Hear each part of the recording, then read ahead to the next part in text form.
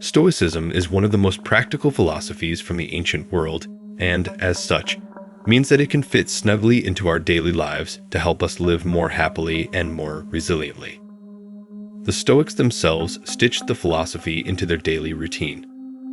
Marcus Aurelius had his journal and deliberately avoided the overindulgence of comfort, and Seneca the Younger made a habit of reflecting on the day's events after his wife had gone to bed at the end of each day. Here are some of the ways we can create a nightly Stoic routine to constructively end each day.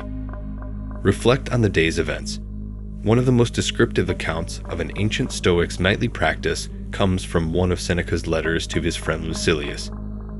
In the letter, titled On the Philosopher's Seclusion, Seneca sheds light on his own personal practice of reflection and how it can benefit others. When the light has been removed and my wife has fallen silent, aware of this habit that's now mine, I examine my entire day and go back over what I've done and said, hiding nothing from myself, passing nothing by. Seneca suggested that at the end of the day, one should retreat into solitude and mentally review all of one's actions, thoughts, and words from the day, honestly reflecting on how we approached them, reacted to them, and the things we did well or fell short. This practice is a way of taking a moral and behavioral inventory.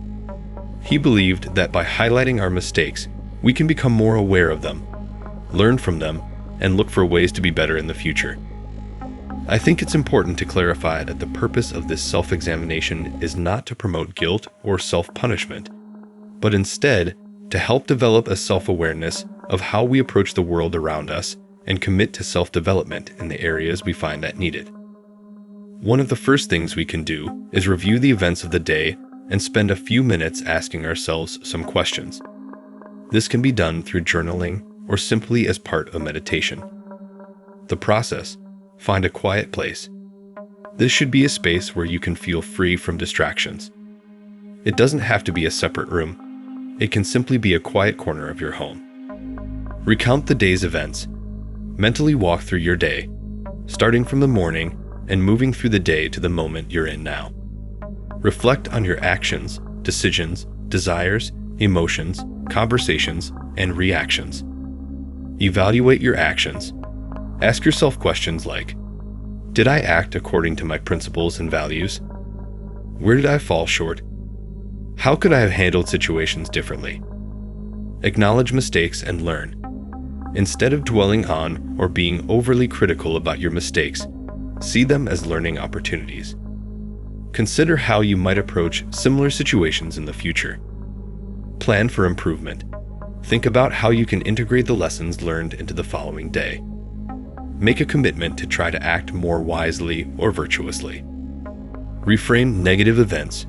Reframing is not unique to Stoicism.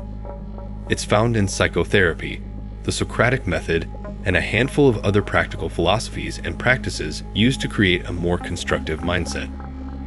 In Stoic philosophy, one of the core teachings is that the individual is responsible for how they interpret the world and their reactions to it. The way we react to the events around us is influenced by what we believe to be true about the world, about ourselves, and about other people. These beliefs are our responsibility, and in order to react more positively and constructively, we need to weed out and reframe negative beliefs. For our Stoic practice, an evening can include reflecting on any challenges or negative interactions that occurred throughout the day. Think about the way we perceive these challenges and negative interactions and whether we make them worse because of negative or unrealistic beliefs. If we find a belief or expectation that's unrealistic, think about a more constructive belief that can replace it. If we find ourselves making assumptions about people or things, can we be more charitable or give them the benefit of the doubt? What can we learn from the experience? How can we use all of the above to help us grow? These are just some examples of the questions we can ask. The Socratic method is also a common tool used to reframe our beliefs and assumptions, and I'd recommend giving it a look if you're interested in this kind of personal development. Read Stoic texts. The two examples above are self-driven. By this, I mean that we sit with our own thoughts and explore our own minds. However, there is also benefit to be had in reminding ourselves of the core philosophy of Stoicism, revisiting lessons from Epictetus, Seneca, Musonius Rufus, or Marcus Aurelius, and using their wisdom to help guide us through our own practice. For this, we can incorporate 5 to 10 minutes of reading into our daily routine to revisit the insights of the ancient Stoics and keep us from wandering too far from the foundations of the philosophy. While there's no harm in wandering and finding our own practice outside of Stoicism, reading the works of the ancient Stoics often helps us find advice that we may have forgotten and inspiration we might need. Some of these books may include Meditations of Marcus Aurelius, Enchiridion of Epictetus, Seneca's Letters, Seneca's Essays, Lectures and Fragments of Musonius Rufus. Practice negative visualization. The Stoics had a rather unconventional way in which they developed gratitude and dealt with the fear of loss. Instead of tightening their grip in an effort to keep hold of what they had and loved, they would spend time visualizing losing the things they held dear, failing at things where they wanted to succeed, and experiencing outcomes they wanted to avoid. In this way, they achieved 2 things. The visualization of loss helped them develop a feeling of gratitude for the things they had.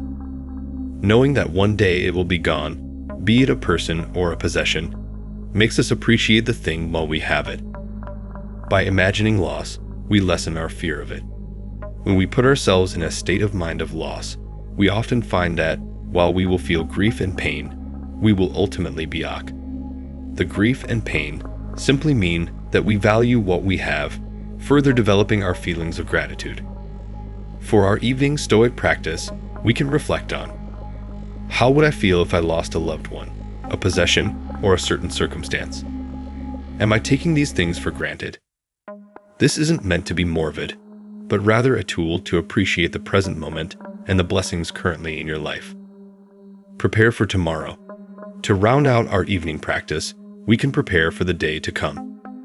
We can look to tomorrow and decide in advance how we want to approach the day, what virtues we'd like to embody, and how we can build upon how we've behaved in the past.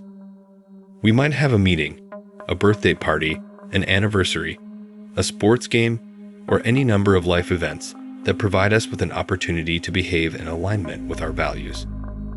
Or we may have a challenge on the horizon that will test our patience, our willpower, or our integrity.